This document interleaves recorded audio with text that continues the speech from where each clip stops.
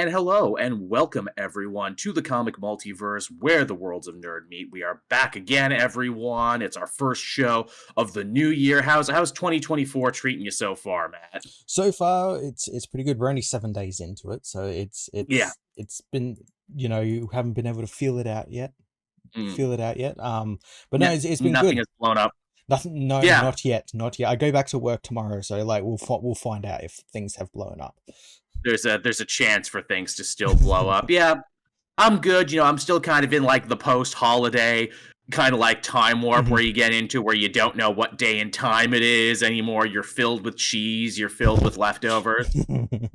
I keep telling myself I'm going to start my New Year's diet, but I still have Christmas chocolate on the freaking table and people keep giving me stuff. So I'm like, no. oh God, what am I supposed to do with this? Someone was like, oh, Joel, I loved your banana pudding so much. Here, I got you like more pudding packets to make more. I'm like, God damn it. Oh no, not more pudding packets. I know, it's the richest, most decadent dessert I make. I make it with like caramel sauce and like everything else. Like half a thing of Cool Whip, and I'm just like, I can't keep doing this to myself. God damn it, I swore I would try and lose some weight this year. I've been playing a lot of good video games. I played and beat the new Mortal Kombat, and I'm like almost to the castle in Resident Evil 4 Remake. Ooh, nice. Resident Evil 4 Remake is a lot harder than I thought. That freaking chainsaw sister fight keeps kicking my ass. Yes, that's new. That wasn't in the original. I know it was, because normally you would only fight the Chainsaw Sisters as Ada in separate ways. Now they put that one in, and they cut one of the other fights for later. Yeah. Which is fine by me. So far, I actually love how the game kind of screws with your expectations, being like, oh, you thought you remembered how this went because you played the PS2 game 12 times. Well, guess what? Nope. Towers are falling down. Enemies are jumping at you from places you don't expect. New weapons, new costumes, I'm all about it. I still haven't taken the dive on Baldur's Gate yet, but I most certainly will. I know once I do that, that will kind of become my everything. You do need to, yes. I'm on my third playthrough, and I started a Dark Urge, which is like the serial killer. So I've heard. Can't remember who he is, and yeah, it's very fun. Which is very Planescape Torment, isn't it? Yep. Which I love that they're kind of doing that. But yeah, that's been the week I have. I kept saying I was going to catch up on shows, but I haven't because I suck like that. One of these days I'm going to. I just haven't had the time or the place, but I think I've been keeping up. I mean, I'm only really watching like Monarch and For All Mankind. Those are like the two shows that I'm really just watching every week. Haven't taken the dive on those yet. I did watch Blue Eye Samurai. I loved the shit out of that. Wrote a piece on it for Johnny Two Cellos over on his channel. Really enjoy getting to write for Johnny because he's a really good editor. Because he's like, no, Joe, we will use 5 words instead of the 10 that you've written. you deeply verbose, wordy motherfucker. This is why you got to keep people's retention. And I'm like, well, that's why your channel's bigger than mine. I'm doing another thing with him coming up there. That Has Been Hotel show, which hits Amazon on, I think, like the 11th. I'm going to be doing a piece for him on that. I've already written some stuff. Oh, so nice. So that'll be work and something I'm going to be watching anyway, so that'll be fun. Very cool. Yeah. I mean, anything else? I'm putting off the inevitable because apparently when we decided to go on a holiday, all the frickin' news broke at once. Oh, didn't it? I know, right? It's almost like they were waiting like, ooh, are Joel and Matt busy? Okay, time to drop everything. There was a moment there where I'm sitting there in my pajamas and I'm like, should Matt and I just do a show anyway? And I'm like, no, it's my goddamn holiday. I'm going to sit here on my Switch, which I have not played enough of. I'm going to finish this Pokemon DLC, and I'm also going to take the dive into Mega Man Battle Network, which I never played when it was new. But boy, is it fun and addictive. Yeah. It's very addictive. I regret how many late nights I have playing that because it's one of the most ridiculous. I don't know how they expected kids to play this like map designs where it's like, okay, now you have to scour the entire internet. What does that mean? Oh, okay, fucking figure it out. Figure it out. Figure it out. I spent, like, trying to find the Stone Man boss. I spent, like, 3 goddamn hours running around the internet. And, like, clearly they know that this would, like, absolutely piss off, modern gamers. So there's a new setting you can have in this game where your Mega Buster, which is, like, the weapon you have when you have nothing else left to whittle down enemies, now it just does 100 damage per shot. So you can finish random encounters in a couple seconds. Oh. And I'm like, genius, because if I had to keep doing this and I had to keep playing these goddamn random battles over and over again, I probably would have pulled my hair out. Good job, guys. Oh, no, you can't do that. You got to make it, like, difficult. You got to have it only do, like, 2 damage. Well, it is difficult until you get to the bosses, which the bosses are really interesting, and they all have their own gimmick. Hell, the puzzles, I can't believe that this was such a popular kids game. The puzzles are out of this world. When you fight Number Man, there's a whole thing there where you basically have to play high and low with him to open some doors to get the right password, and you have to literally punch in the number, and they'll go too high, too low, too high, too low, and then if you fail too many times, it'll restart, and you'll have to do it again. Oh, Jesus. And I'm like, this game is sadistic. I kind of love this. I see why people love this series so much, because, oh my god, it's actually making me use parts of my brain I didn't think before. Oh, another piece of good news and housekeeping, everyone, for 2024. People have asked me forever, and I finally got whittled down by you and by internet corporations as a whole. Starting in 2024, starting with this episode, well, actually starting with the episode before, but starting with this episode officially, you can find the Comic Multiverse on Spotify now. We're going to Spotify. About time. I know. The person who finally won me over is like, hey, Joel, Google Podcast is going away in 2024. They're sunsetting that, aka the podcast app that I use to listen to my shows, because it just lives on my phone and it's really easy to do all of that stuff. They're going away. I think they're fusing with Amazon Music or something crazy like that. And they're like, I'm afraid I won't be able to listen to the show anymore. And I'm like, yeah, all right, fair enough. I will open a Spotify for you and kind of for me too. Turns out it's really easy. I didn't even know this. Spotify has a new thing, Spotify for Podcasters, which is just Anchor, which is a service I already had for the D&D show I ran during the pandemic. So it turns out I already had a fucking account. Nice. Yeah, it was one of the most serendipitous things where I'm like, yeah, this is definitely the time. So if you search the Comic Multiverse on Spotify, if that's your platform of choice, you can find it. Obviously, the best way to listen to the show is still to catch us live here when we do it, and if not, to be a patron. That will always give you the most control to check out the show. I've also said this too on Twitter if you didn't hear, I'm going to try and start archiving video versions of the show again over on the Cape Joel Extra channel. So if you're not subscribed to that channel, go there, because I will eventually put up these video versions there. Not day and date, not right away. Being a patron and seeing us live is still the best way to do it, but I figure I have the extra channel, so I might as well put it to work. And hey, you know what? Extra incentive, if you all subscribe and I hit the threshold to actually turn on monetization there, we'll bring back some of the other podcasts we haven't done in a long time, like commentaries and like Retro Hero videos. So let that be the carrot on the end of the stick. Yeah, awesome. Yeah, I'd also like to do interviews again, because I know friggin' YouTube and the algorithm hates interviews for whatever reason, but if I have a channel that's literally just for audio, I made a goal for myself. I did kind of like a 2024 vision board. I'd love to talk to Cody Ziglar, is what I'd like to do. Yeah. And I know he's a busy guy because he's writing for like every TV show under the sun, and we'll be writing 2 Marvel books soon, but still. Yeah, awesome. Yeah, no, that'd be good if you could get him, pick his mind about what the fuck's going on in Spider-Man. I know. I have his manager's information. I've yet to work up the courage to send the email yet, but I have the information. So there you go. But yeah, I guess with that all out of the way, everyone, we can hop in to the news. And God help us, there was a lot of it, wasn't it, Matt? There is. I guess the biggest piece of news, the story we were following pretty much all of last year, officially came to an end, and that is Jonathan Majors, the actor behind Kang, was found guilty of assault and harassment. It was a misdemeanor charge, but again, found guilty in a very public trial, and because of that, Marvel ended up cutting all ties with him, leaving the future of Kang in the MCU movies uncertain. Again, say what you want about the case, and I know many people have. Oh, they didn't. What does it take in this piece of evidence? Oh, what about this video footage of him getting chased? Again, doesn't matter. He made the company look bad. He went to court and lost. So of course this was going to happen. You mean that video that suspiciously just came out after the allegations of him breaking up a fight? You know, you mean that didn't work? Yeah, again, it's a little, again, there's a lot of weirdness, a lot of fuckery. I feel there's a lot that's still going to be coming out of this for many years to come.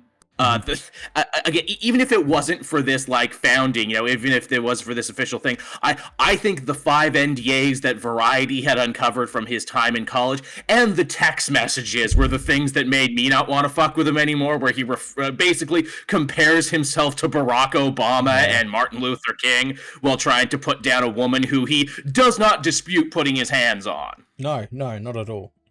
I'm like, that's pretty yuck. I don't like that. But clearly, Disney and the powers that be were waiting with bated breath, where it's like, he could still beat the charges. If he beats the charges, then it's just like Jeremy Renner, and then, you know, we can just keep rocking with it if we want to. Didn't work out that way. And actually, I'm glad you found this thing there, Matt. I guess he's going on ABC Morning soon to talk about it. His first interview since being found guilty, which, again, still a misdemeanor, but still found guilty. And you compared it to the scene in Tropic Thunder, and now I literally cannot see it as anything else. It was shot like it too, and it like the cuts and like the flash fades and everything. Like how did, like, surely someone knew going in that that's what it was going to be like. It looked like they were making fun of him. It really, really did. It looked like at any moment he was going to say, "Someone said they were close to me." It really looked that way. And you brought up another interesting point, Matt, that I didn't even think of. Tell everyone what you told me. You know, so he's going on, it's like ABC, it's like Good Morning America or something, I don't know. Yeah. But ABC is owned by Disney. And yes, they are. Like, why, if Disney just fired him and cut ties with him, would they allow him on one of their news stations? Yes, they're seemingly now looking to give him an avenue to try and rebuild his credibility, which, again, the fact that he is on the offensive so quickly after this is very unlike similar cases like this in Hollywood. Usually, you fuck up huge, you get dropped by your management and everything else, then you, like, go away. You pull a Mel Gibson, you go deep underground, you work behind the scenes, maybe you work as an acting coach, like in Barry, as Barry showed us, and then you kind of wait for your chance. Majors isn't waiting for a chance. Major is actually choosing to seemingly go on the offensive and try and do this sort of thing. And all I could think when I saw that ABC Morning clip there is like, man, I wish Oprah was still on TV, because this would have made a great episode of Oprah. She could have come back, made a comeback. Just for the... Hey, she came back for the royal family. She can come back for this. Because, again, if you're a certain age, and I know some of our audience skews a little older, there was times where if you were a celebrity and you fucked up really publicly, you would go on Oprah, and you would come out, and she would put on her serious Oprah voice and be like, now, no one stand and no one clap for our next guest, because they've been very bad. And then they'd come out, and they'd very somberly, and they'd talk to Oprah, and sometimes they'd cry, and it would be a whole thing. It would be event television. You'd have to watch it. And then Oprah would go from, like, this is very somber, to next up, me and Gail making peanut butter sandwiches. I miss Oprah, is what I'm saying. But yeah, there's the Jonathan Majors news. He's out. What does this mean for Kang? You and I have been saying this forever, Matt, and that is, it should be obvious. Kang, by his very nature, is malleable. You should be able to cast anyone else in the role and say, yeah, I'm Kang. I don't know what it is with Marvel, Disney in general, about like recasting people in roles. Instead they want to try and find like the most like shittiest way, like Star Wars. They won't recast people like Luke Skywalker. They'll just do deep fake faces, even though the guy they get to play him on set looks like him. It doesn't make any sense. Weird. Very weird. I don't get it. You would think it would be very easy to recast. You have so many media outlets being like, oh, now the plan is to completely shift gears and have people forget, oh, they're going to start, leaning into Doctor Doom now, or, oh, they're going to try and bring back Thanos for a Hail Mary plan. I'm like, you don't have to do any of this, right? Yeah, and I mean, they're probably not going to do any of that. This is just people speculating. They have to speculate the worst thing possible, apparently. Yeah, unless theoretically they've lost faith in Kang as a character for other reasons, which again, I don't know why you would have spent so much time and money across movies and TV only to lose faith in the here and now, when again, just recast the character. Again, they could regenerate, as the chat is saying, because it's built right into the character. Yeah. Well, you don't even like address it. That's just it's Kang. Kang's back. And again, like, they used to get that in the beginning when Terrence Howard changed into another actor. This is me now. Yeah, it's so weird.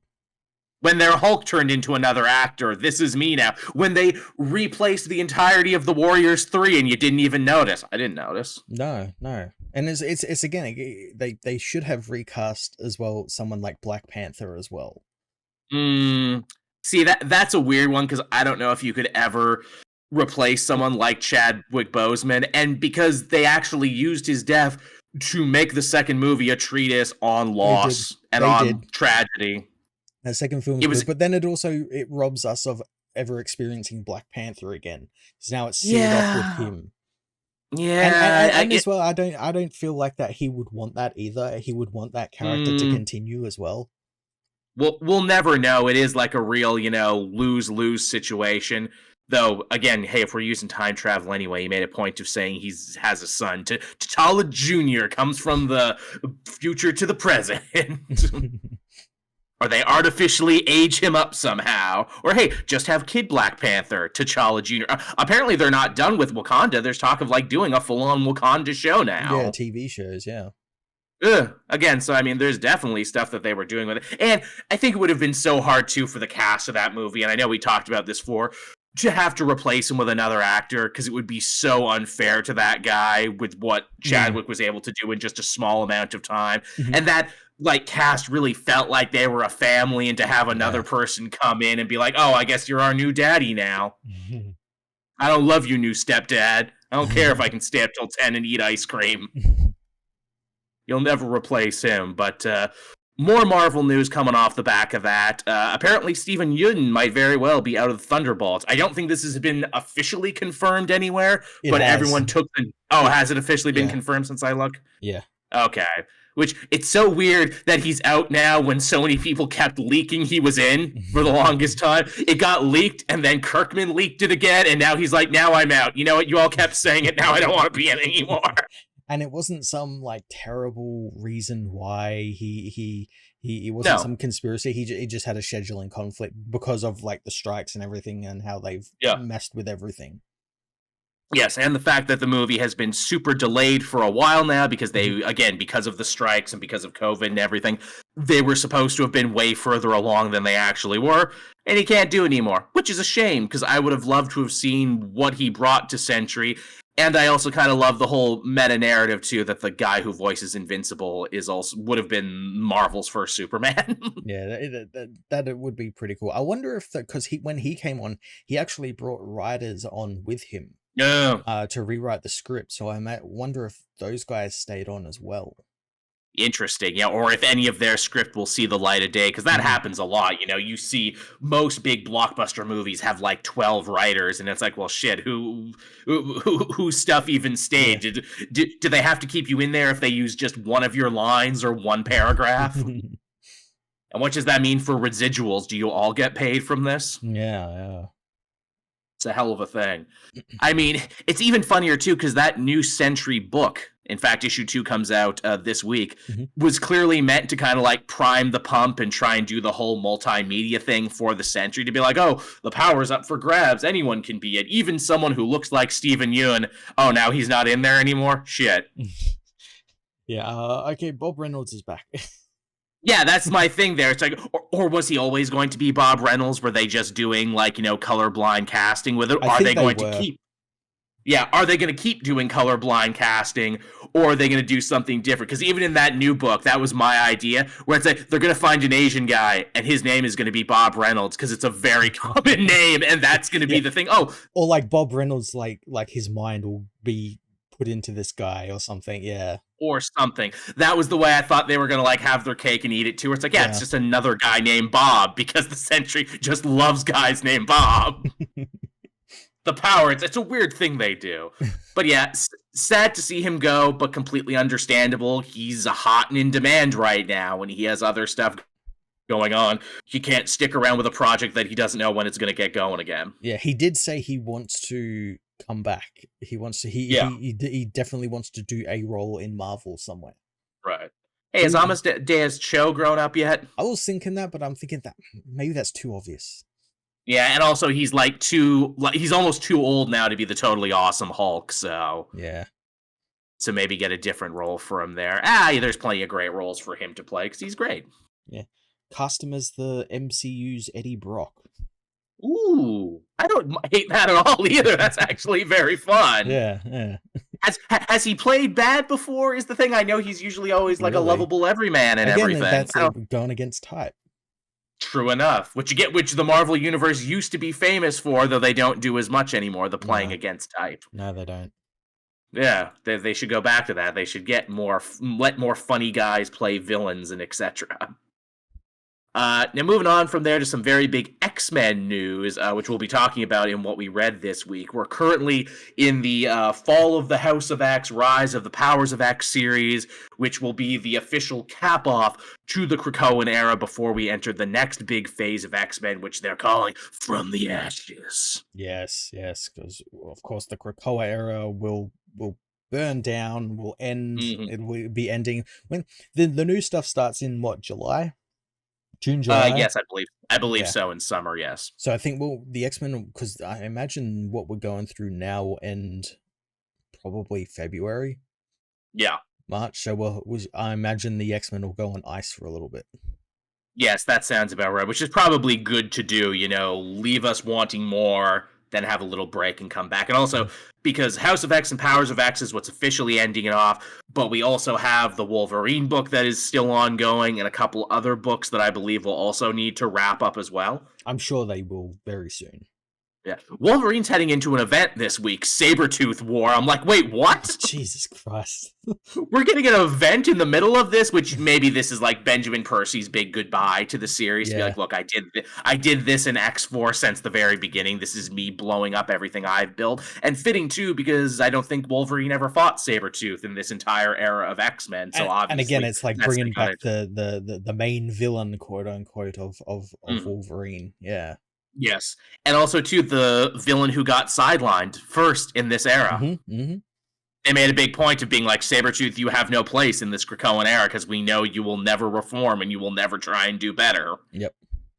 So we're just throwing you in the hole. and then he became like the Satan of the hole. And then he got his own Hellions team, and then I stopped reading. Yeah, he got out, and then, I stopped reading.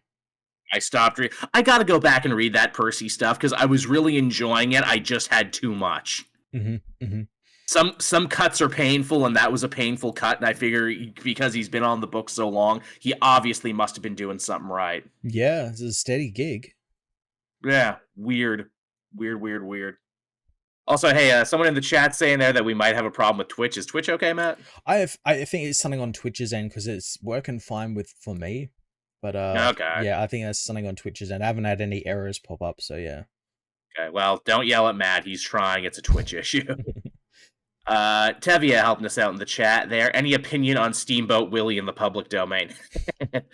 I'll say this, start using him on, just have him in like a little GIF or something on the podcast.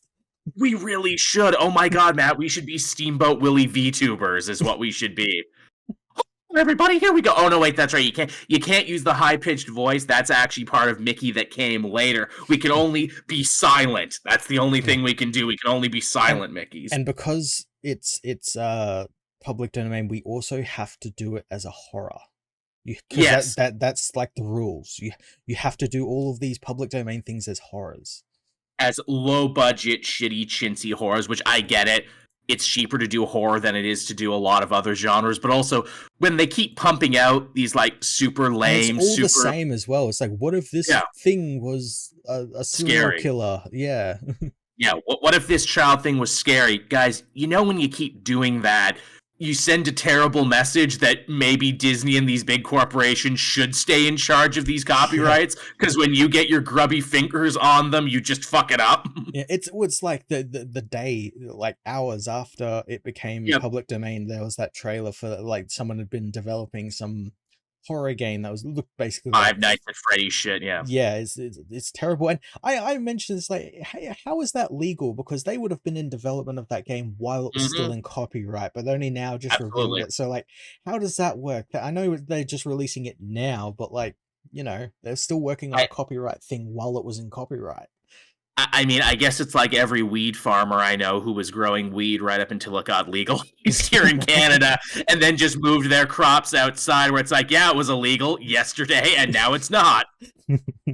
What are you gonna do about it? All these plants just sprung up overnight.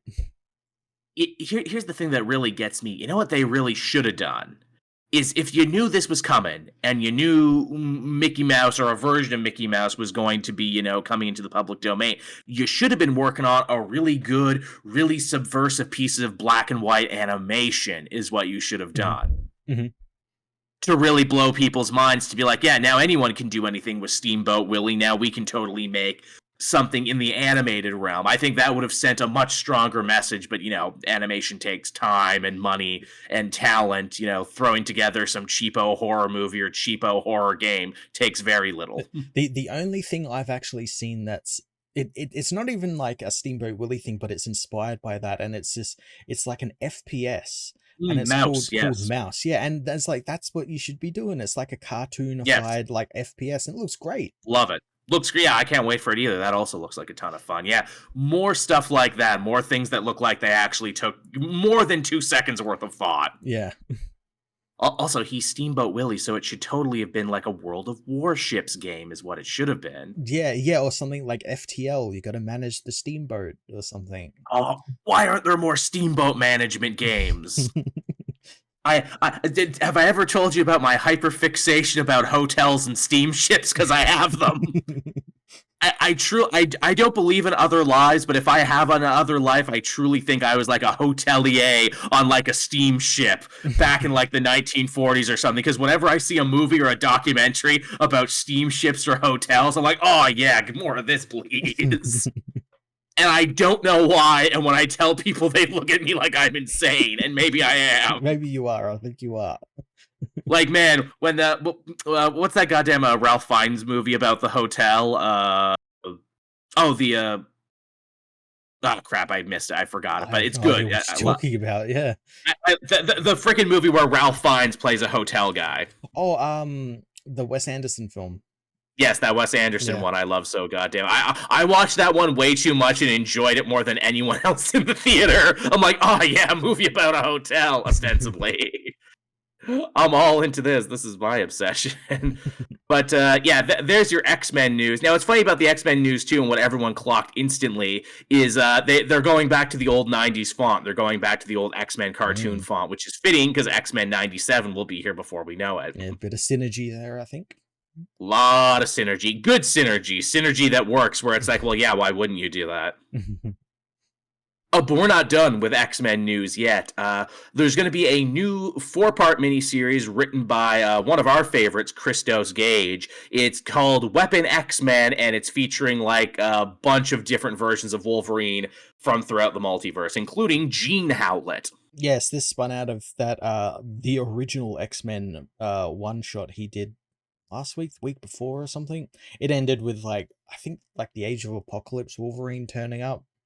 And it's like, oh, we're going into an event where everyone's going to be Weapon X's. And whatever. Yeah, sure, why not? I like Wolverine. I don't like it this much. It definitely feels like a end of an era event.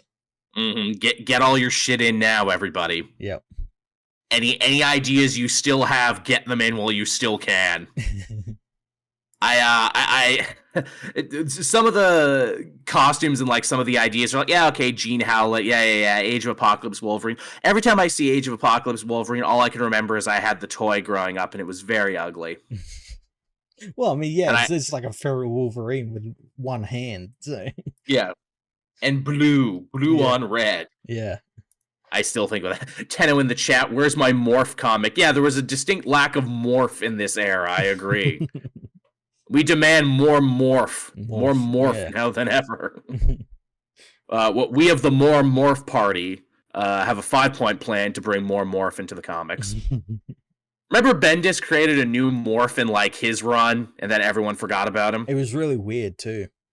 Yeah, he had a special one-shot issue just devoted to himself, just to Morph. Yeah, Morph 2099. This comic's for you, Morph. We need more Morph content so Matt and I can have Morph Month on the show, where it's just all Morph all the time for a whole month. Yeah. May is Morph Month. It's Morphin time. Ah, see, look, these things write themselves. They really do. Yeah. Do people actually like Morph, or do they just like Morph ironically because of the cartoon? It's absolutely an ironic. I can't imagine anyone would actually like Morph.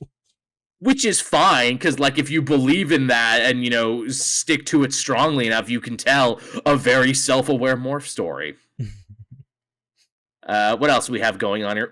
News coming out of the Spider-Man office. The brand new Ghost Spider series starring Spider-Gwen will see her stuck in the 616 universe permanently. They've made a big point of saying she's stuck here permanently now. No going back. I know she was free to move back and forth whenever we wanted, but she's stuck here now, Matt. She can't leave. Yeah, and I saw a lot of people getting really mad about that.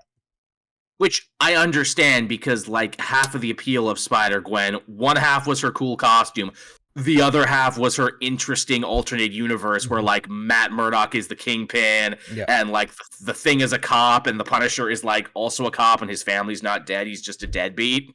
Mm-hmm.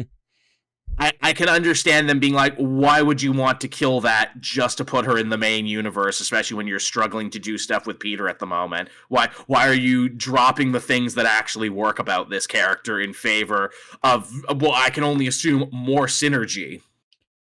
I assume more synergy. This could be maybe something with them hinting at maybe where they're going back to a more classical, like, Spider-Man, like where there's Mary Jane, here's Gwen, Harry's back, I don't know. But like they've already said with Gwen, she's young, Peter's old, that's weird and creepy, and in all their other interactions... They don't care about that. If they're gonna bring Miss Marvel into the book just to kill her off and have Peter act like a weirdo fucking incel for a couple years, sure, he'll start lusting after underage Gwen now that she lives in this world full time, and he'll be really weird and awkward every time he's around her. Sure, why not?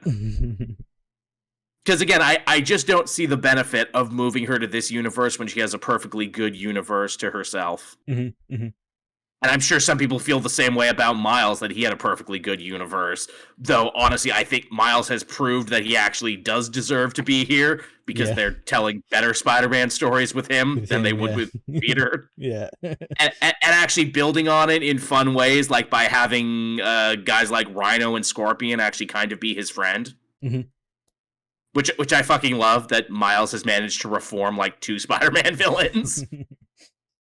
To where they're, like, chums now and shit. I like that. But yeah, there's your Gwen news, everyone. Maybe they felt they just needed to, like, really upset the apple cart to get more eyes on it, is the thing. Like, the Gwen book clearly has its fans and its following, but it's never been, like, a massive seller to have, like, another full ongoing. They've mostly gone from, like, minis to minis. Yeah, the Spider-Man, like, area of Marvel do seem to do that quite a fair bit.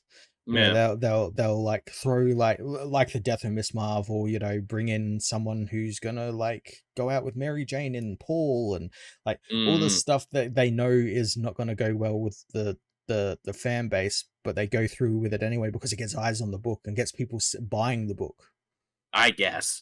And also too, when they say permanently she's stuck here forever, is anything in comics ever forever? No. No, they'll say that, and then they'll have the big, return to whatever number her Earth is. I don't even remember what number her Earth is. But that'll be a thing. Also, as the chat is saying too, so long as the art stays good, because that was the other third big selling point to the book, really good art. Mm-hmm, mm-hmm. If the art stays consistent, maybe the fans will continue to follow. But yeah, I don't begrudge the fans for missing her world, because it was a pretty well put together alternate universe. It was, yes. Yeah.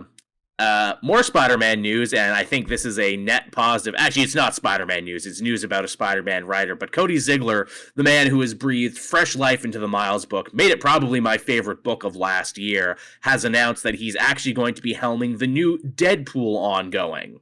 Cool. Good choice, because Deadpool is also a character who's kind of been stuck in a mini-series rut basically ever since the Jerry Duggan run came to an end. Yeah, maybe as well, since it's Ziglar writing it, maybe finally we'll actually get like a good Deadpool story that's like actual character work and not just random memes and bullshit. Wouldn't that be nice? I actually liked the last mini because it was a weird like body horror love story, but it was clearly like, we only have enough gas in this story for a mini, and I'm like, that's fine. But yeah, I would like to see a good, strong Deadpool ongoing again. And here's a guy who we know is funny because he writes for Futurama and he writes for like a lot of really funny TV shows. Mm-hmm. A guy who gets superheroes, gets characterization. I mean, come on, he had Miles Goes to Therapy and made that like a major focus of his book. And we're going to get a Miles Deadpool crossover at some point. Absolutely, yeah. Have they crossed over before? I don't think they have. Yeah, that would be cool. Yeah, that'll be good.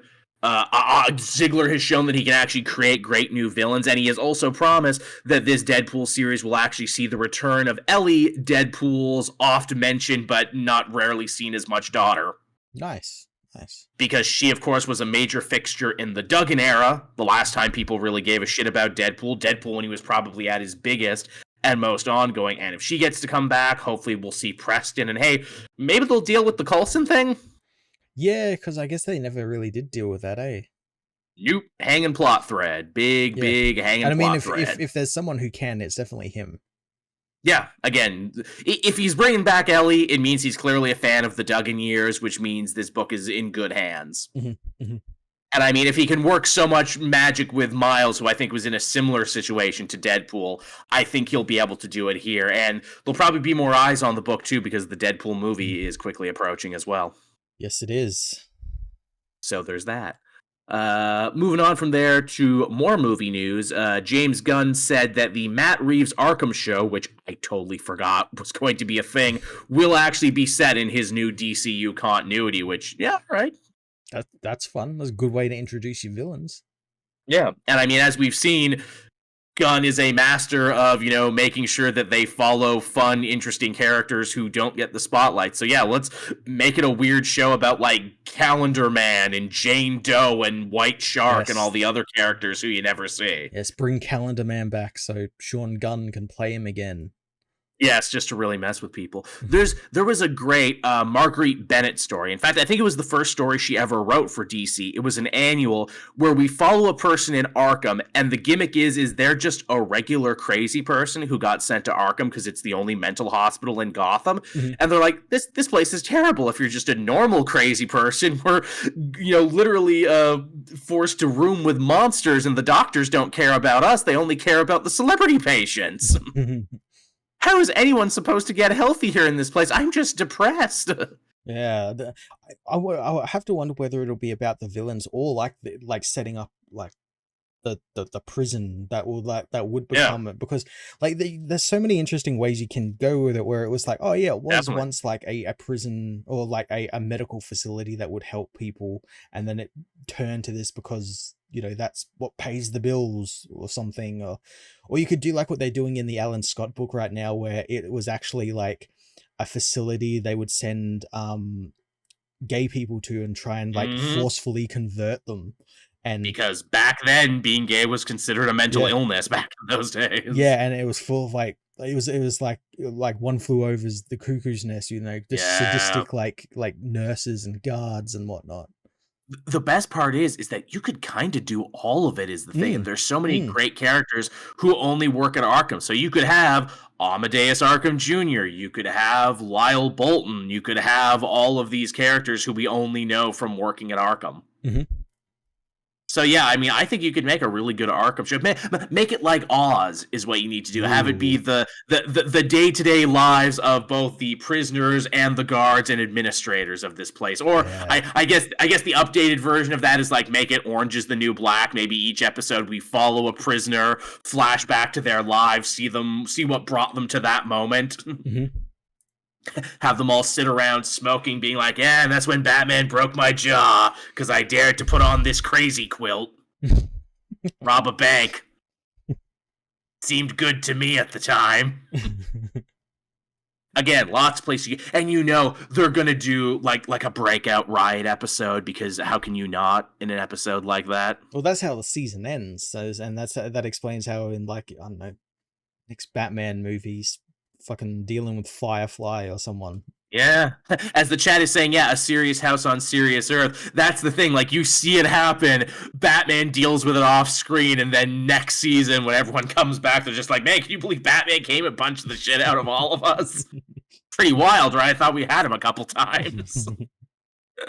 But yeah, I like the idea of an Arkham show. And yeah, is the Arkham show going to be in continuity with the Penguin show now, because they're made by the same guy? I don't know. I don't think it is. No, I think because the Penguin show is in continuity with the film, with his Batman film, and that's the DC Elseworlds.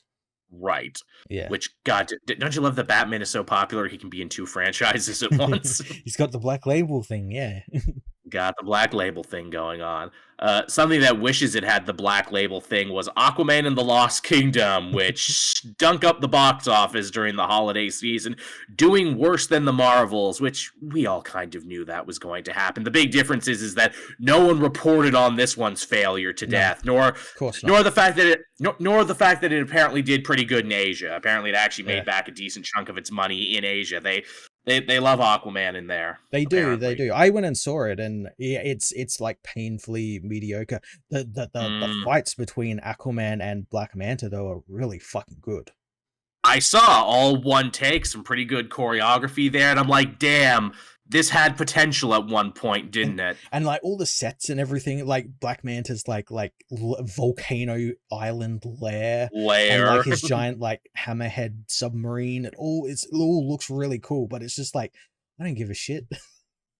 That's the real problem. They're fighting like a CGI MacGuffin. Who gives a shit?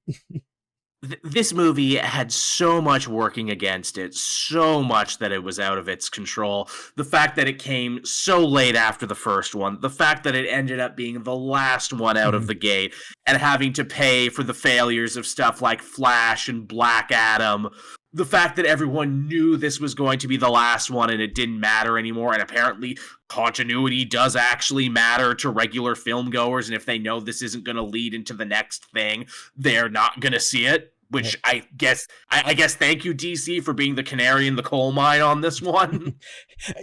I at one point I'm really upset because like it's not a bad film, it's painfully mediocre because of all of that stuff, because it's the last film and everything. But on one hand I'm like, oh, that's actually kind of good, because the general audience realize that there is going to be a reboot that's coming next year as well, so they'll go and see that. Yeah, as like an act of like audience research and everything, Aquaman and the Lost Kingdom did a lot. Yeah, it's a shame. Maybe in a different world, this one could have done better. There's also a lot of talk that, they had to re-edit and reorganize a bunch of the movie and rewrite it. Maybe that's why it's so weird. Batman was meant to be in it, and I was trying to figure out, like, throughout the films, like, where is Batman meant to even be in this? This is like 90% underwater. And not only that, it was meant to be the Affleck Batman, and then they reshot it with Michael Keaton. And then they reshot it again. And then they reshot it so it doesn't need to exist anyway. Well, you see, Batman would have driven up in his bat boat because he was salmon fishing in Yemen, which is a way to bring it all back together to the real heart of this franchise, what it's always been about, Batman salmon fishing in Yemen. The fucking funniest thing about the film, though, is that through the entire runtime, Aquaman does not talk directly to Mera at all. Yeah, that sounds about right. They're in conversations with other people together, but he never directly like looks at her and talks to her. Yeah, that sounds about right. Also, man, how about Patrick Wilson getting to be in full supervillain mode? Oh, the funniest thing is that he's just regular Aquaman. He even looks like him. He's got the blonde hair, the short blonde hair. They put him in like some costumes and like, oh, that kind of looks like an Aquaman costume. It seems like him and Momoa were at least having fun, if nothing. It does, yeah. They seem like they were having fun. And he Naruto runs through most of the film. Oh, that's because Ocean Master doesn't know how to run because he's never been to the surface world. Okay, well, that's just worth the price of admission right there, whatever they spent on it. Hey, that's why it's huge in Asia. They knew about the Naruto running. That's why it was a big success, Matt. More Naruto running is what we need. It's weird, too, because, like, we talk about, superhero fans and general audiences being more discerning when it comes to these superhero movies. That Aquaman movie was, like, one of the only DC movies to cross the $1 billion threshold, and this one didn't. Man, the difference just a couple of years can make, huh? Well, it's the same with the Marvels. Same year as well, I think. Yep. The Marvels crossed $1 billion, and the sequel didn't. Yeah, weird. Again, there's so many things to take into stride with that, and we're going to be talking about this forever. The fact that people are broke now because this is a recession time. The fact that COVID has completely changed the way we absorb movies now, because it's like, well, if it just comes out a month on streaming, why am I going to spend $80 to go to the movies when I'm already paying $16 a month at home for it? Exactly. Again, I don't think it's these movies have changed as much as people seem to want that to be the case and want to argue that in bad faith. No, I just think people have changed and their viewing habits have changed. And also, too, especially, for something like the MCU, which has been around for like over a decade now. If you were like 10 years old when these first came out, you're like 20 now. You've got like your first job. You've got like your responsibilities and everything. You can't really afford to see a movie every week anymore. And there was a golden time there where it felt like there was a new one of these coming out every week. It really did, yes. And it's also not just superhero movies, which again is another thing I never hear people argue about. It's not just that superhero movies are struggling to make $1 billion opening night like they used to. Every legacy franchise is doing it right now. Indiana Jones couldn't do it. A bunch of these other things that used to be sure things aren't doing it anymore. Unless your name is Barbie and unless your name is Mario. And even then, those are like big legacy franchises. They just happen to be, the biggest girl toy and the biggest video game of all time. And one happened to be connected to a really popular meme. Yeah, well, and there's you see stuff like Oppenheimer, which is like a biopic by Christopher Nolan that made like over $1 billion. Yep. Godzilla -1 is doing super well. Absolutely. And, obviously I've seen the arguments about that being like, hey, the economics of making movies in Japan is different than the economics of making movies elsewhere. It also helps that it's fucking awesome. It's Godzilla -1. It's a great fucking film. That like it ended up not being like not just one of the best Godzilla movies in years, but like easily maybe one of the best movies of last year that flew in right under the radar. I have to wonder as well whether it's also because it's like a pairing with like Oppenheimer, because you can like watch Oppenheimer and then be like, I can kind of see Godzilla -1 as like a sequel to like the ramifications of what happened in this film are in this film, and the real history that is Godzilla. And again, when people keep bringing up superhero fatigue, I don't believe it. If people were really fatigued, it wouldn't still dominate culture and the media conversation. Exactly. All movie news is still superhero news. All discussion on YouTube or anywhere, it's like, oh, who's going to play this next thing? Who's the thing? If anything, talking about superhero fatigue is almost like trying to wish it into being in a way that I just do not personally see. Now, multiverse fatigue, and we're going to be talking about what if at the end of this. Multiverse fatigue, I am actually willing to have that conversation because now everyone's doing it. Now there's multiple DC continuities. Now there's, Marvel and all of their multiversal spin-offs. That, I think, is the conversation we should be having. But as the kids say, y'all not ready for that conversation. Y'all not ready for that conversation yet. And in truth, even I haven't done a lot of research yet. When I do talk about it, I probably will make a video or do a podcast on it, but I actually do want to talk to more people and get some information, because that's what I'm throwing my hat on. But also, it's economics, it's the fact that we're all fucking broke now. Yes. I mean, Christ, it's our job to see these things. I had 2 weeks off. I could have seen Aquaman if I wanted. I'm like, no, I'm going to fucking stay in bed. Exactly. Yeah, no. And again, it's that thing. It's like, oh, it'll be on streaming in 2 months.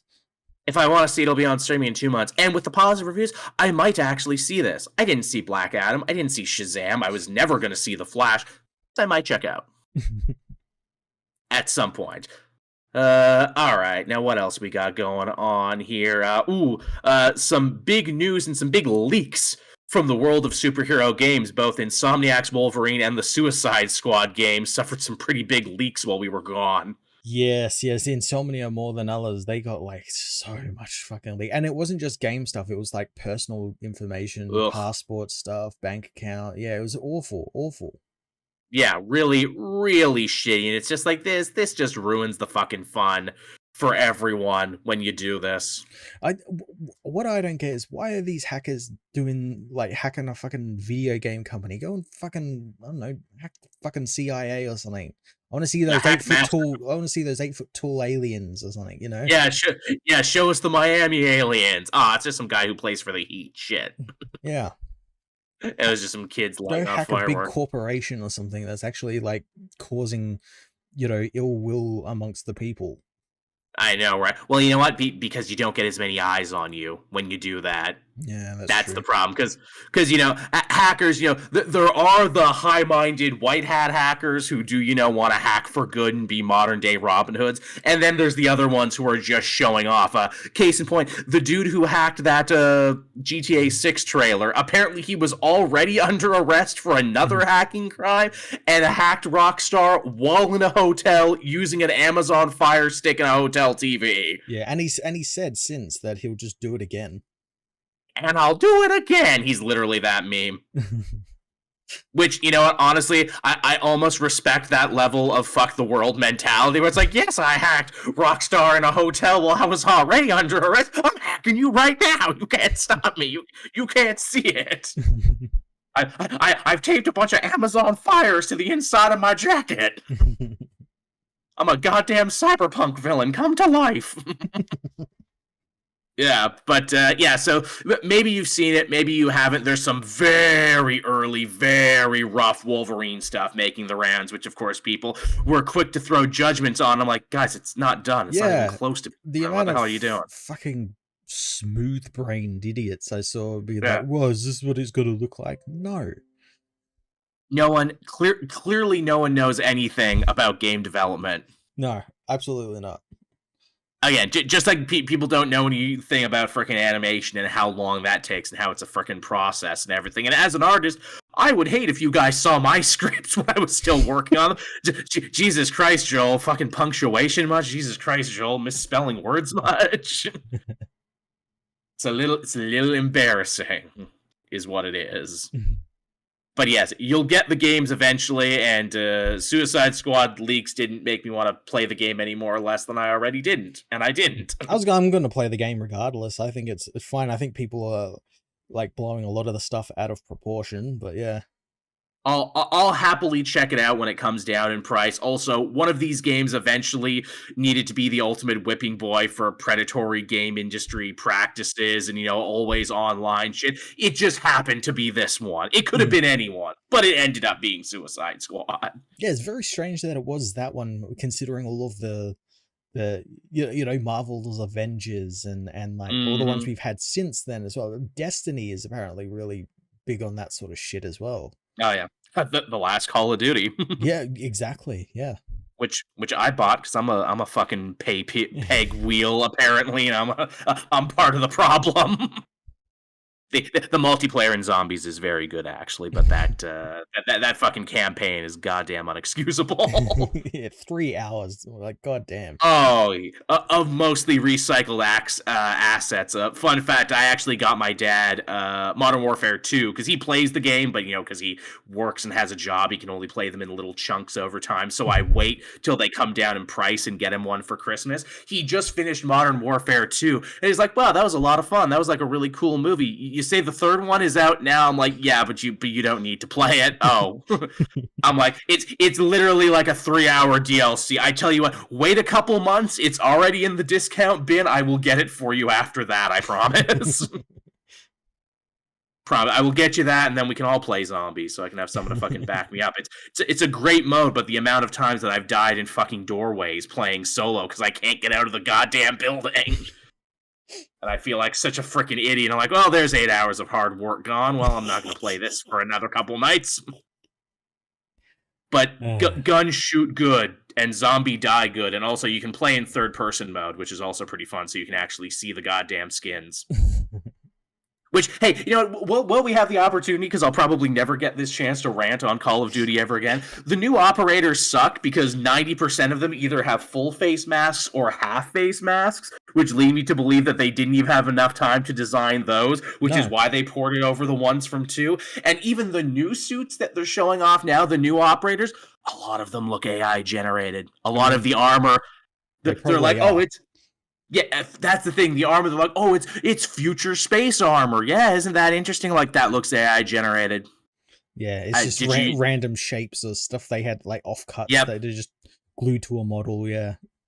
I keep waiting for that to come out. I keep waiting for someone to out that, because that's the theory. That's my crazy Cat Williams theory. That's my Kevin Hart is an industry plant theory. A lot of these Call of Duty operators are AI generated. I mean, it's Activision Blizzard. I would not put it past them. Yeah. My freak. Why is Alucard in it? Halloween. Spawn is in it too. And Ash Williams. They're trying very, very hard to catch up to Fortnite. Very much so, which apparently Call of Duty always did this. People just really noticed it in the last era. Apparently, like, 2 before this, they had, like, the Terminator and John McClane and everything in it. Yeah, but those kind of make sense in the world of Call of Duty. You know, people with guns running around, but, like, Alucard does not. Yeah. Well, they already had an anime pack before this, so they were trying to appeal to the anime fan. Actually, this week they're having another boys event. What is it? The new girl from the season that hasn't come out yet, the one with guns and A-Train, are going to be playable. Oh, God. But no Frenchie and no Butcher, and I'm like, you're kind of dropping the ball. And no Soldier Boy. The people who actually use guns, yes. I know. I'm like, apparently the new girl uses guns, Ruby Red or Ruby something. But yeah, I agree. If we're gonna have this, at least let me play as Carl Urban and let his voice lines just be him calling everyone a cunt. Black Noir is pretty fun though, because the whole point is he says nothing. So when you're supposed to hear a fun line, when he kills someone, he just starts breathing heavier and heavier. And you see his little cartoon buddies. I'm like, okay, see, they should all be like that. Why is it when I play Anthony Starr, he just yells at this busboy? Why is that all his lines are? Weird. Oh, yeah, and as the chat is saying, too, yeah, they had Dredd. They had Judge Dredd, too, in one of the past Call of Duties, too, which is also pretty cool. Yeah. That's great. Well, you also have Ash Williams, and you have they didn't actually get the Doom Marine from Doom, but there's a Doom pack where you have a bunch of his weapons. So clearly they were able to license some stuff. Those characters should just be limited to the zombies. Yeah, which makes more sense. That's their wheelhouse. It's fantasy bullshit anyway, right? Yeah. Makes more sense. I could fucking talk about Call of Duty forever, which I hate that I've become that guy, but I'm now that guy. What we should be talking about forever, though, is Marvel What If Season 2, which also debuted while we were away. And I gotta say, I loved the way they chose to release this. A new episode every night from the 22nd onward. I would love it if they would keep doing that, if that would become a trend, actually. It was great. It kept, like, the conversation going, didn't it? It's almost like it really did. Used to do that on something TV. Yeah, right. How about that? This it's TV just thing. Ouroboros has come back around to eat itself. It's great. Look, man, when Warner Brothers eventually, absorbs Paramount, all of these streamers are just going to get together into like a brand new one-of-a-kind service, Cable Plus. It really is fucked up that, that not only are we going back to cable, but because we're also burnt out on streaming now and needing to binge everything so we don't get spoiled and so we feel like we can take place in conversations with our friends, that we're now actually hungry for the return of the TV model, where it's like, oh yeah, 1 episode a day is great. I can sit down, I can watch it with dinner, I can really absorb it, I can talk about it with everyone because I know they've all seen the same episode I have. But so some really strong offerings in this one. I'm going to say I actually think Season 2, and this might be controversial, better than Season 1 because they were more confident and the episodes that they had played around with more genres than just regular old superhero. Yep. Getting to see Nebula do like a goddamn Blade Runner meets Judge Dredd was awesome. That was pretty cool. them actually bringing back all those Nova Corps characters that I forgot about and getting to use them. Isn't it funny that Nova and the Nova Corps has now officially gotten more play in Multiverse and in What If than they've had in the main movies? The main universe, yeah. They've completely forgot about them in the main universe. Like, there was a moment there where it's like, yep, Richard Rider, any minute now, Richard Rider's coming, we're gonna get friggin' Nova, and then they're like, why do we need Nova? We got Guardians. There seemed to be that was seemingly all killed off screen by Thanos when he got the Power Stone. Right? That gets me too, that we've never even looked in the direction of Xandar and been like, hey, what happened there? Like, surely Thanos must have fucked them up to get this. Who lived, who died? Jude Law actually getting to come back here, didn't get to come back in the Marvels, but got to come back here.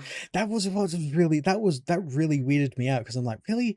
Couldn't get him back for like scene in the Marvels, but he will come back and do this? I know it's like obviously different with like voicing and everything, but still. And it happened longer ago. Yeah, I truly think, and we talked about this in our Marvels review, I bet he was the leader of the other Kree faction, because they talked about a civil war. I bet there was an excised plot point where that was supposed to be him, and Carol probably ran into him when she came to kill the Supreme Intelligence. I bet that was a cutscene. Mm-hmm, mm-hmm. But I digress. Yeah, friggin' Nebula is cool as hell. In fact, I said this on Twitter and I'll say it again. I hope moving forward, Supernova Nebula gets a bigger push as Captain Carter did, because I want to see more of her adventures. The second she gets like a cool trench coat and gets Yondu's fin to summon the air, I'm like, I am all in on this. It's 100%. It was pretty good. Oh. Also, we get more of Karen Gillan, and just who doesn't need more Karen Gillan in their lives? Yeah, exactly. I like that she's down to like just come back for like Nebula every now and then for stuff like this. Absolutely. Also, more Howard the Duck. Yet another instance where we are seeing more Howard the Duck in What If universes than in the main universe. Taika Waititi was all over this shit too, which is funny because he, maybe not gracefully exited, but he's like, yeah, I'm done with this, but before I go, here's way more Korg. And when he's written by other people, he's actually like funny. Yeah. Well, because I'm sure he's not in charge of making the cut, so it's not like all of this will stay in. Exactly. Again, Korg is funny, Waititi is funny and charming, it's just he needs an editor sometimes. When you have all the control, you're never going to want to cut your own shit. It's like George Lucas, he needs that guy to come in every now and then and be like, maybe that's enough. Like I said, I know the worth of a good editor, someone who will make me use 5 words instead of the 10 I wanted. But still get my point across. What if Peter Quill attacked Earth's Mightiest Heroes? I thought this was going to be a direct sequel to the Peter What If Black Panther Became Star-Lord episode, but it wasn't actually. I did expect to see like T'Challa turn up somewhere. Yeah. As Star-Lord. Yeah. This one was great. This one was like almost like a throwback to like 1930s science fiction. It came from outer space, and it was Peter Quill. Yeah, and I'd love to see more of that 1988 Avengers team, because it was like a really good like set of people. It was, and also great use of Ant-Man, because Ant-Man, of course, was a founding member of the Avengers in the comics, never got to be in the movies, and yet here Hank Pym does get to be a founding member of the Avengers. Yeah, and also Bill Foster gets to be there as well as Giant Man. Wonderful callback, because I almost forgot them. Like, oh yeah, freaking Bill Foster was in these movies, weren't they? He just never did much after Ant-Man. Also, brilliant use of Captain Marvel. Yeah, I like seeing her come back. It wasn't the original actor who voiced her. I think it was Lake Bell who did her in this one. Who is just really good in her own right. But yeah, I love them remembering, oh yeah, shit, she was on Earth at the time, so she would have a ship, and she would have a suit and powers, and if the team was to come together at this point, it should be at this point. Also, great use of Pym's daughter having lost a mother, and friggin' Peter having lost a mother, and that's what they kind of unite over. Really good what-if writing. It would be really cool to see, like stay in that world and then jump to, like, 2012 when Loki did invade and everything, and it would be cool to see like the Avengers, what they would look like there, because you'd have like your Thor and Marvel, and maybe even like an older Peter who is now an Ant-Man or an Ant person, along with Hank and Hope.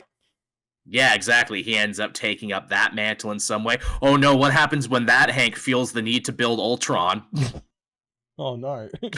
Because it's gonna happen. Hey, maybe Peter's there to slap his hand and be like, no Ultrons. Maybe he figures out like something to do with Ego's power survived and uses that to build Ultron or something. Yeah. Ooh, that'd be interesting. Also, great use of Bucky in this one as well. Bucky, the man who is supposed to kill Howard Stark, is ultimately redeemed by Howard Stark. By Howard and Peggy, yeah.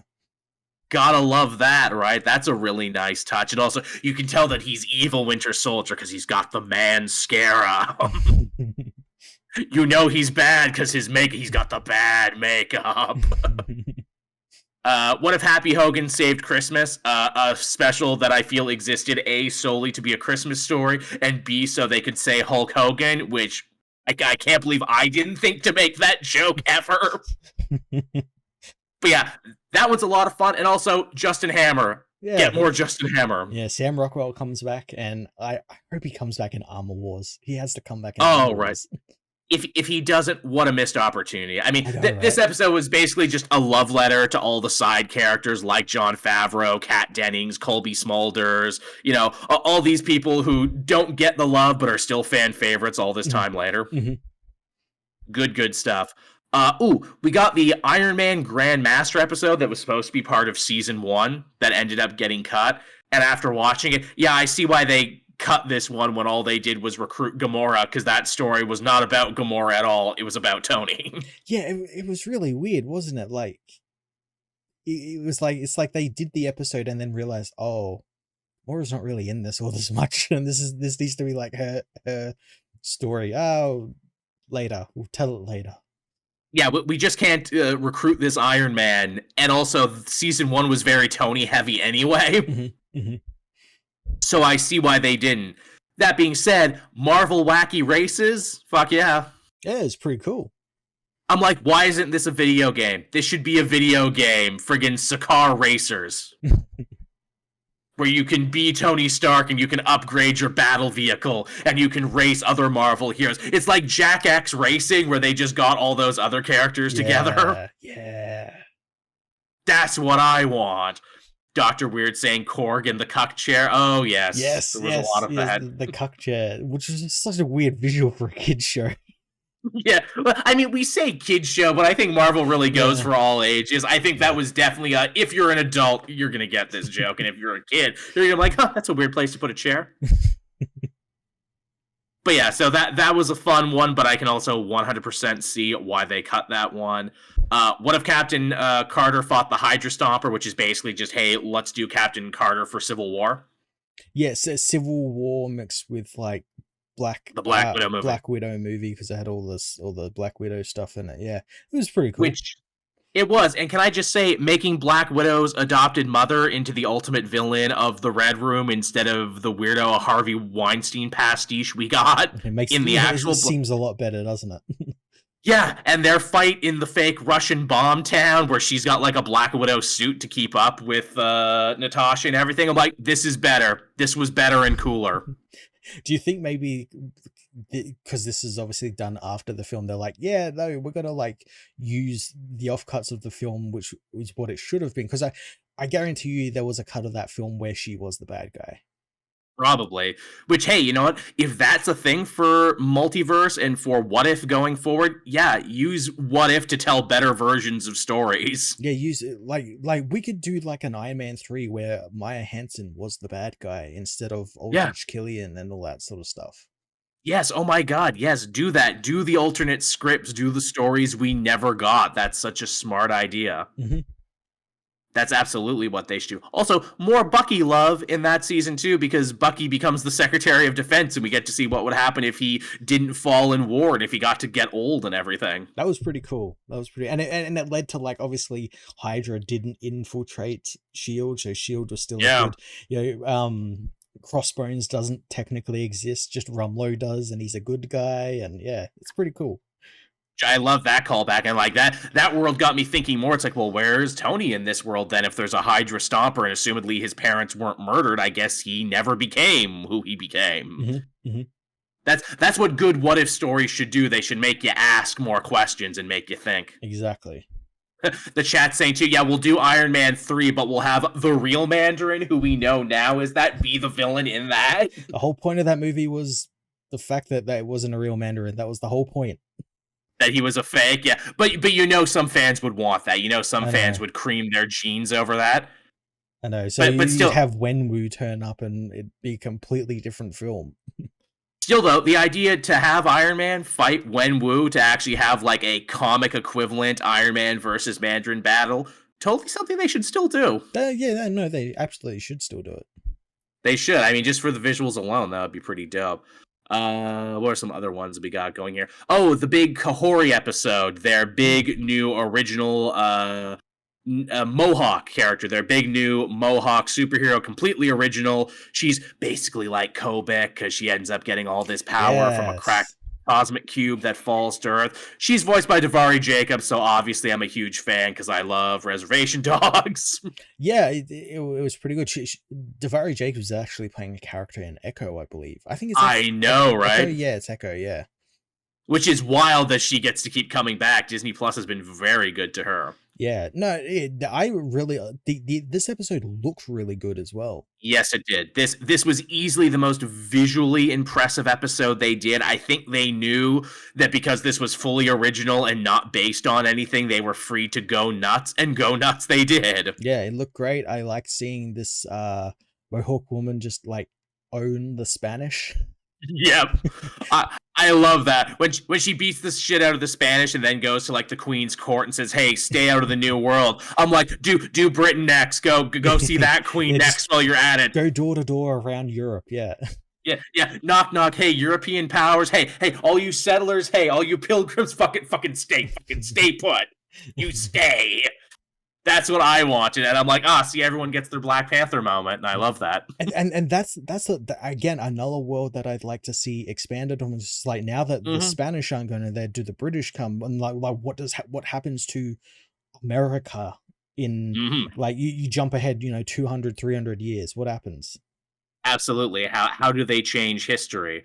And I mean, clearly, I imagine they will do more with Kahori because she is the original What If character now and comes back for the big finale, which that's another thing about Season 2. Season 1, they were clearly building up to Guardians of the Multiverse. Every episode was about planting a seed for that. This one kind of just chilled. This one just kind of did more vibes and didn't do a lot of big building up until they eventually got there. Yeah, which is why I don't like that last episode at all. Yeah, I know. We'll get there when we get there, but I know you don't like that last episode. Also, hey, more good stuff for Jeffrey Wright as Uatu. I feel like he got to be way more of a character this season. He was more involved in it, yes. More involved. He got to be funnier. He got to be more directly linking up with the cast and talking to them, which I wonder, is that going to be his arc for the show to where he will eventually intervene, probably around the time Fantastic Four comes out to stop Galactus, maybe? I don't know. Well, we know the Watcher famously is meant to be someone who intervenes, because that's literally all he does. Whenever he's involved in a story, he intervenes. Yeah, he's always that guy. Look, I'm not supposed to, but I'm doing it anyway. But I'm not supposed. Look, don't tell my manager. Don't tell my boss. I'm gonna get in so much trouble. If they were smart, they would do it somehow. Where it's like, okay, so like Loki remade the universe and kind of like made it all like one thing. So the Watchers like watching. It's like, oh, but to like access the universe or like watch other universes, you need the Watcher's eye. So you got to take the Watcher's eye, like they did in Original Sin. Yes. Yeah, that's definitely a place they could go for it. What if Hela found the 10 rings? Probably the most surprising episode of the season for my money, because it ended up being a redemption story. Yeah, for both Hela and Wenwu. Indeed. I feel like so many what if stories, so many multiverse stories really kind of, focus on like, the dark, fucked up, cracked mirror version of it all. This one was like, no, what if stories can actually be uplifting and positive, because you can actually see villains see the error of their ways and be good, because Hela essentially gets sent on Thor's quest way before him. Yeah.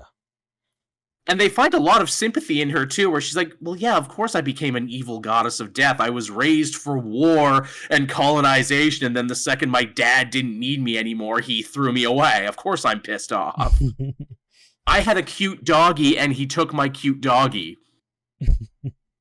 And I'm like, that's pretty good. And then she gets to come back as Hela the White, defender of Earth, defender of all things. And I'm like, oh, that's really cool, actually, because the goddess of death had to understand mercy. And I also like that Odin at the end is like, oh, wow, cool, you changed. Like, he wasn't like vengeful or anything. And he's like, well, wow, you actually changed. That's pretty cool. Even Odin learned a lesson at the end of that story. How about that? Unlike in the movies where he's like, I love you, sons. Not going to tell you anything, though, before I die, though. I'm going to die, and that's going to release your sister who wants to kill the 10 realms. Goodbye. Oops, my bad. And yeah, good use of Wenwu as the Mandarin, too. Fun to see him. Hopefully we get more of him moving forward. Yeah. 1602 was probably the episode I was the most interested in, and it ended up not being anything like I thought it was going to be. And look, I didn't think they were just going to do the Neil Gaiman story, and I knew they weren't going to do that. This is basically like the story episode because, hey, we follow Captain Carter here. She needs to find another time-displaced person who's causing all these rifts and everything. We get some fun stuff with dickhead King Thor and his Avengers versus Steve Rogers and his Merry Men. Yep. Yeah, I don't know why Steve Rogers was Robin Hood when Hawkeye was right there. I know.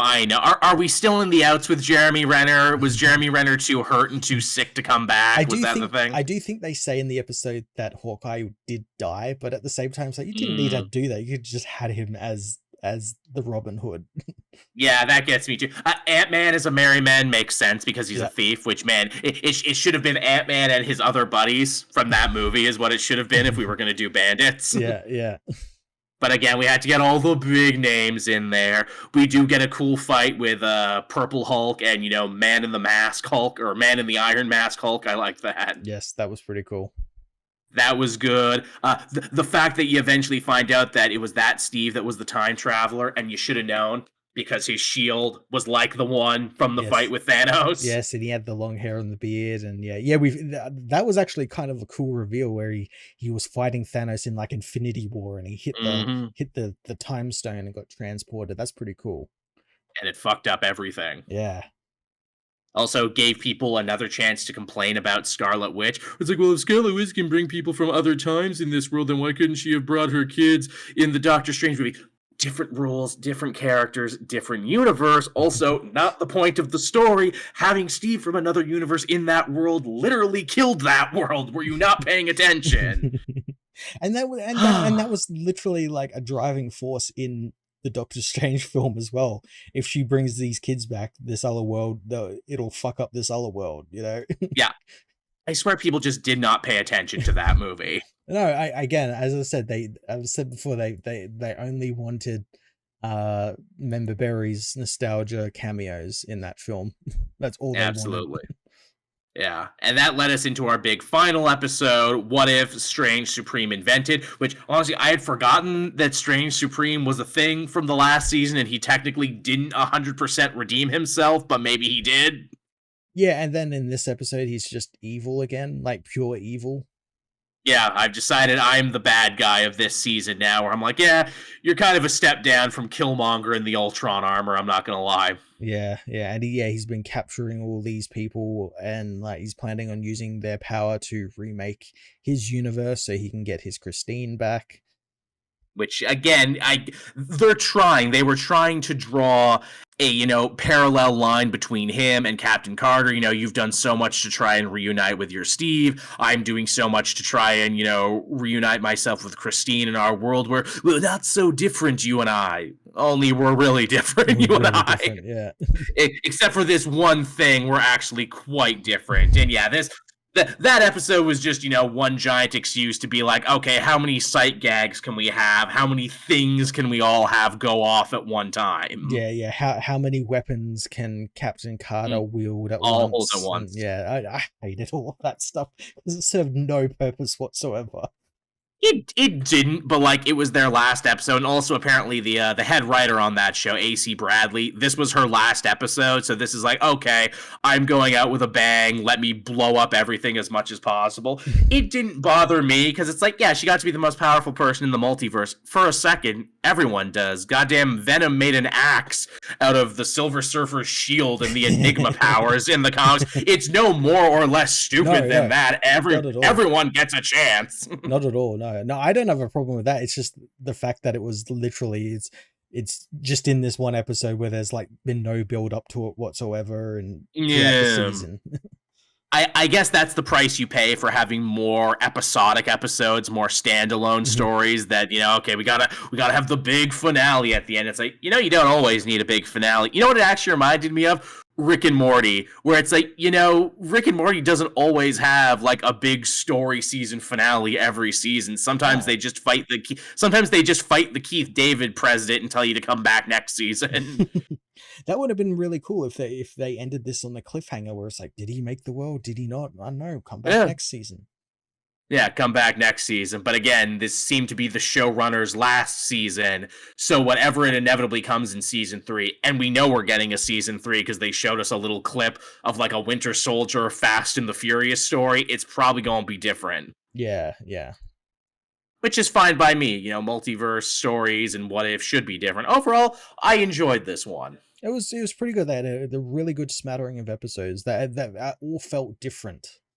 Definitely. That's my favorite thing about it. No two felt alike. We're in season 1. It's like a lot of these kind of feel similar. And all of them weren't like universe-ending threats. No. Yes, that's also good. Not every what if needs to be a universe-ending threat. I will tell you one thing I did notice, though, and I don't know if you noticed this as well. No Spider-Man characters, even though Spider-Man was quite well represented in season 1. Yeah, I wonder if that has to do with the deals or something with like Sony and stuff. I know they did announce that they did have an episode planned for him where it was going to be like Children of Men, but like with Spider-Man, like a really dark one, but like that never ended up happening. And I have to wonder whether it probably is Sony, because a lot of people seem to forget that Sony is the one who has to say yes or no to these sorts of things, because they technically own the characters. True. I had another thought, but it's freaking gone now. But between that and that Spider-Man freshman year show that's kind of in limbo, I start sweating a little bit, where it's like, I would like some multiverses with Spider-Man, please. Oh shit, yeah, and I didn't even remember this. We see Loki's tree from the end of the Loki show in the last episode. That's nice. Yeah, that's cool. Nice bit of synergy. Yeah, nice way to bring it all together. Be like, yes, the what if show is part of all of this. And again, it makes sense. Yeah, as it should, because multiverse, time streams, and everything. Yeah. Though at the same time, as much as I love this stuff, I brought up the whole idea of multiverse fatigue before. I'm like, is this the thing that's making people like my mom lose their mind? You know, people who sometimes have a hard time remembering that like Batman and Spider-Man aren't in the same universe, now have to compartmentalize universes within universes? Is this what's, baking their noodles? I wonder. I think it comes down to how the universes are handled, and I don't think Marvel has been doing a good job with this multiverse stuff, because during this entire run of What If, I was seeing people say that this Captain Carter that we see in this show is the one we see in Doctor Strange, and they were complaining, well, how can she hold all the Infinity Stones but still get cut in half by her shield? I'm like, it's not the same one. It's clearly not. Yeah, and they haven't properly explained any of this sort of stuff to the general audience. Again, to bring it back to Rick and Morty, which does a lot with alternate universes, there's a point that every Rick has a designation. I'm Rick C-137, I'm Rick whatever. Hey, here's a picture of the finite curve of universes. We're all the same, but we're all a little different. They need that visual representation. Like, okay, we're going to another Earth. Slap up big Earth 42 or whatever. Make That's it known true. That it's not, because they've only ever done that in like dialogue, and people don't fucking listen to films. No, they don't. They don't pay attention. Big pictures would help. I agree. I think that would make all the difference in the world in this one. You're 100% right. They did that when they explained the Infinity Stones, both in Guardians of the Galaxy and Infinity War. They explained, there's these 4 stones. They went out into the galaxy, You know, they're all different colors. This one's a time stone. This one's a power stone. You get it. Because you see the colorful pictures. Yeah, it's funny too. I make the Rick and Morty comparison, saying they could learn from the storytelling in that, when I know like so many writers actually go from Rick and Morty to writing Marvel movies. Hi, Jeff Loveness. Yeah, hi, Michael Waldron. Yeah, hi. Which again, it's like, man, you think if anyone would get this, it would be you guys, actually. Well, you have to wonder if it's actually them or like Kevin Feige, because I know he has last say in everything. So yeah. True enough. Also, Dan Harmon strikes me as the kind of creator who's like, no, put it in. My audience is dumb. Yeah. my audience will not get this. Is he still cancelled? Can he come back and do some more script stuff? Because he just script stuff on Doctor Strange. Yes, he did.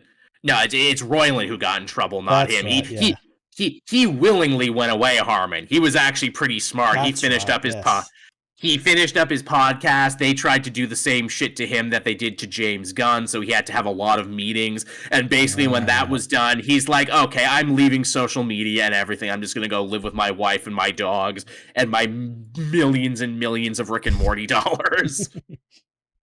Because, you know, they freaking, greenlit 90 episodes of that. So, again, he's set for life now. Yes, he is. He's set for life. And even then, I think he's mostly passed off the writing to other people. Like, he is the Feige of that. Like, he's in the room. He gets final say. But he wants to bring in his friends, like Heather Ann Campbell and everything, to write episodes. Nice. Which is probably the smart way to do it, and why I think that last season of Rick and Morty has actually been one of the strongest they've ever done, actually. Oh, nice.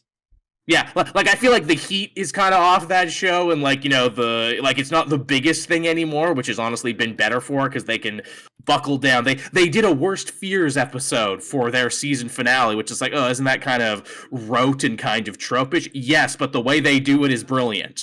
Nice. I do like that show proved that they did not need Justin Roiland at all. No, the two new voice guys are great, and they're only going to get better because now they won't have to dub over what he already recorded. Yeah. I think that's really funny, where so many people said, oh, they can't continue the show without him. Yeah, they can. In fact, by the sound of it, he hasn't had any input since like season 2 anyway, because he was already impossible. Yeah, I did read that article where he just rock up into the office and play with fucking toys and not do any work or anything. No. Which always seemed to be the kind of vibe I got from him, where it's like you were here in the inception process, you pitched some crazy ideas and everything, and then you just kind of fell by the wayside. I'm like, yeah, that makes sense. Yeah. That feels about right. I know it does no good, you know, whenever something like this happens, but I never got a good vibe off Justin Roiland ever. When that stuff came out about him, I'm like, yeah, totally. Yeah, because I've listened to him. Yeah, absolutely. Why are you surprised? All right, so that was all the news. That was What If. Again, we've been going for a while. We've been going for about our regular runtime. We want to talk about a couple comics from this week just because we haven't done it in a bit. Yeah, sure. I guess we can talk about Fall of House of X, which again is the kickoff to the end of the Krakoan era. Pretty strong first issue, tying together a ton of different books and a ton of different storylines. Yeah, kind of like streamlining it all for people who maybe want to come in and pick it up if you haven't read everything, like me. Yeah, absolutely. Again, if you haven't been reading the other X-Men books, don't feel like you need to, because this definitely gets you in and gets you up to speed. It does. It really does. I love Jerry Duggan makes a little reference to Timely, his Wild West book from Secret Wars. Yes. That's a nice touch. Rasputin 4 gets a lot to do. Apparently, she's been working with Xavier this whole time. Like, I don't remember reading that in any of the books, but I mean, it makes sense. Fair enough, I guess. Yeah, I was gonna say, because like the last time I saw like Charles, he was like plotting something, but we didn't know what. And I guess maybe it was in something that neither of us read, but yeah.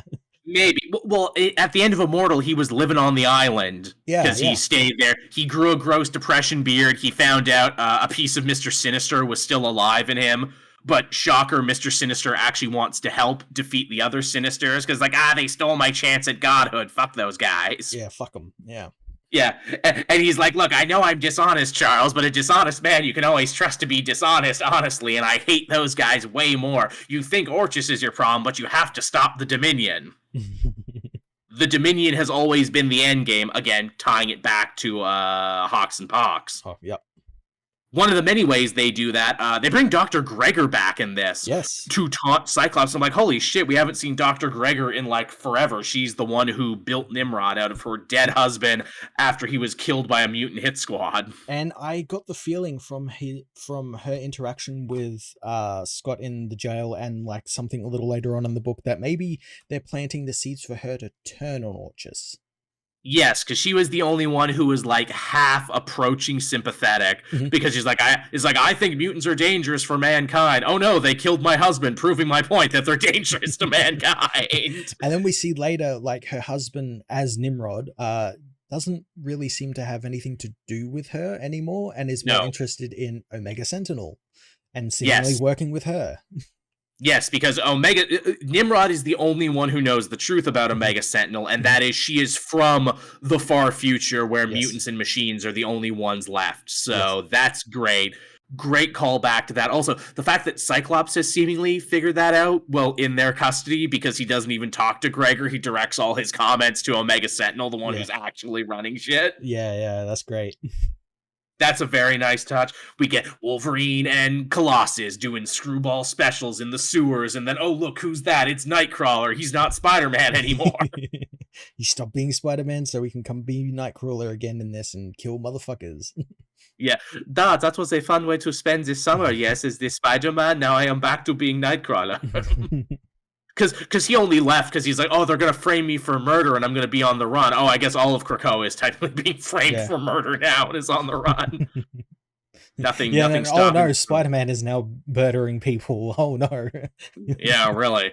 Also, Tony Stark and Emma have a plan to stop the Sentinels. Probably something to do with Mysterium. I'm 2 issues behind on that book. Oh, well, we know Iron Man gets a Mysterium armor.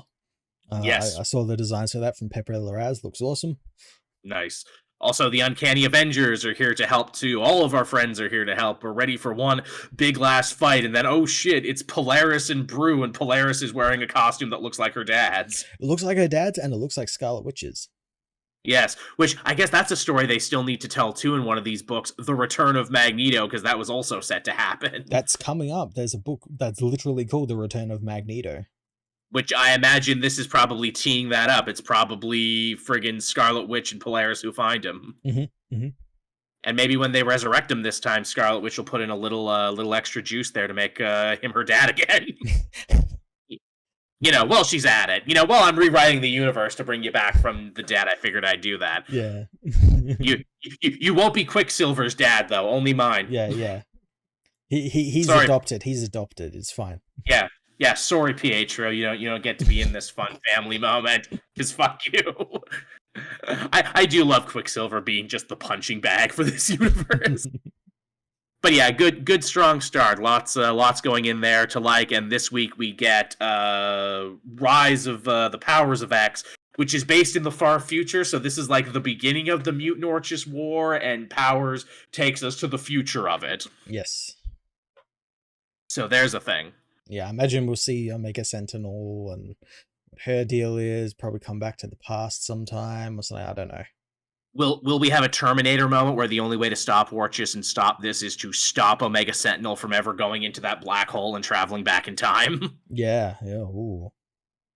We also need to stop the Essex Dominion, because apparently the real Nathaniel Essex just backed up his mind to become an AI, and all these other Sinisters were just basically running data trials for him so that he could become the one true Dominion. Yes. Which, I love that. Sinister is so untrustworthy and such a son of a bitch, he's even fucking over his other clones. He's like a goddamn rushing nesting doll of evil. And even they didn't know that they were being played. But yeah, that was the one book I wanted to talk about. Did you have anything else you wanted to talk about? I did. I wanted to talk about Kneel Before Zod, issue 1. Oh, yeah, I almost picked this up, but I didn't know what I needed to read to get into it. Nothing, really. Good. You read that Joshua Williamson Batman Superman run? Yes, The one I'm pretty before the sure I did. most recent one. I'm pretty sure I did, yes. Yeah, then you're good. Then you're good. Okay, because I know he's on a planet with his family, which is where he's been for a bit. Yeah, he's on the planet Jakal, which he's newly christened New Candor. That was something Of from course. like the Jurgens era of Action Comics from Right. Rebirth. And yeah, he's been running eugenics experiments on the natives to try and give them like Kryptonian like powers and be able to control them.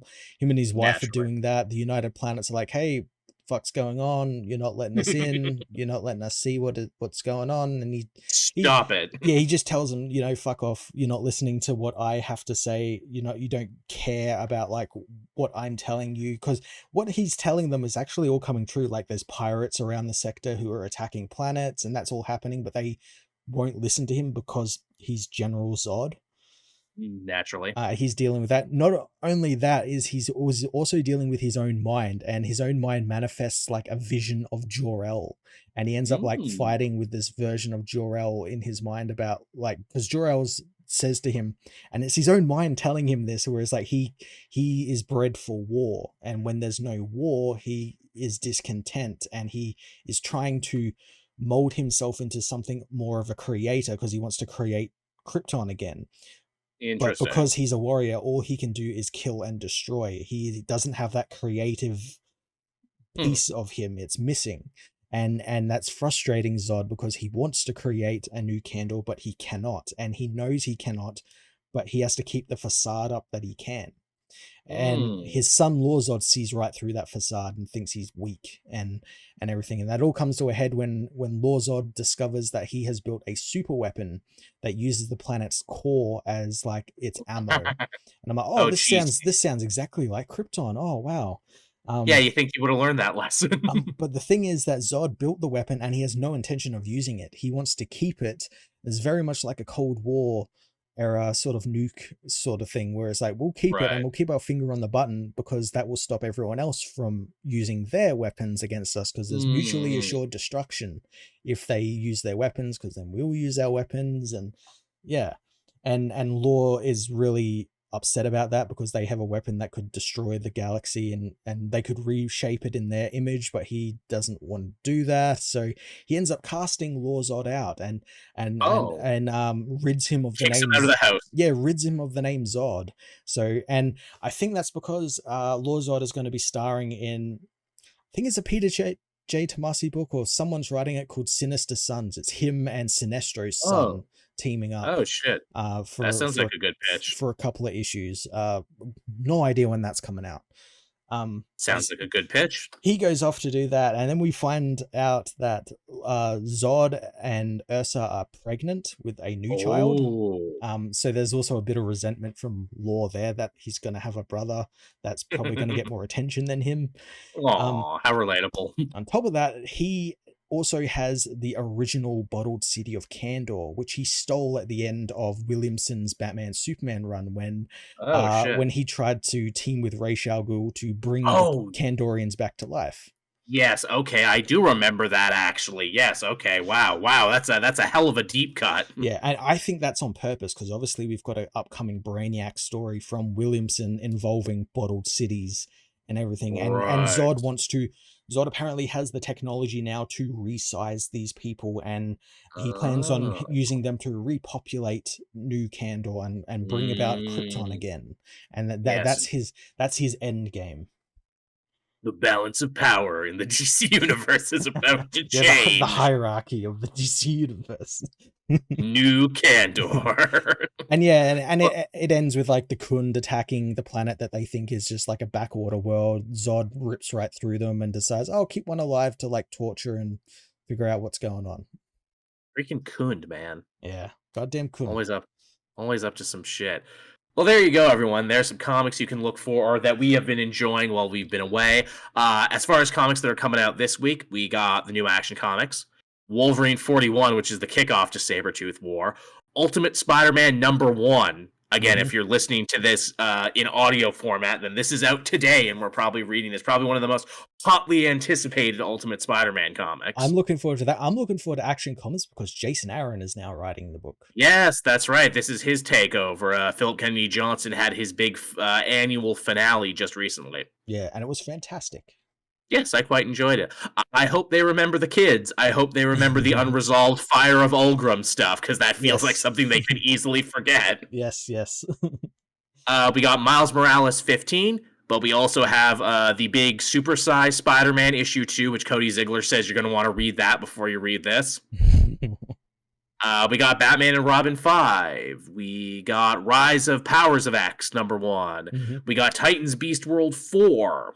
Oh, that's just chugging along. I know, right? Good for them. Glad for not overstaying your welcome. Glad for hanging out there. Giant-sized Spider-Man was the one I was talking about. We got Thunderbolts number 2, which I'm excited about. Sentry number 2. Speed Force 3. Nice. We got a lot of shit coming down the pipeline. We got the next Blade issue. So big week this week, which means Matt and I need to end the show now and get our rest so we can start covering this at some point. So yes, thank you everyone for showing up for our first big show back of the new year. Thank you to everyone who donated on the stream. As always, if you're a patron, you'll get to hear this back before anyone else. The show will be coming to Spotify. I will probably drop that Wednesday sometime. And be sure to be on the lookout, too, for Cape Joel Extra. Go over and sub there, because I will be uploading video versions of the show at some point. Nice. All right. So any parting thoughts, Matt? Anything else to say before we end the recording here? No, I've just got a lot of comics to catch up on. Yeah, we all do. Again, just when I think it's slowing down, it ramps back up again. New year. New year, and we hope you'll all stick around with us for this new year, everyone. We really look forward to bringing you more great comic multiverse content and more great videos on all of our channels. So Thank you, everyone. Thank you. Bye. Bye-bye.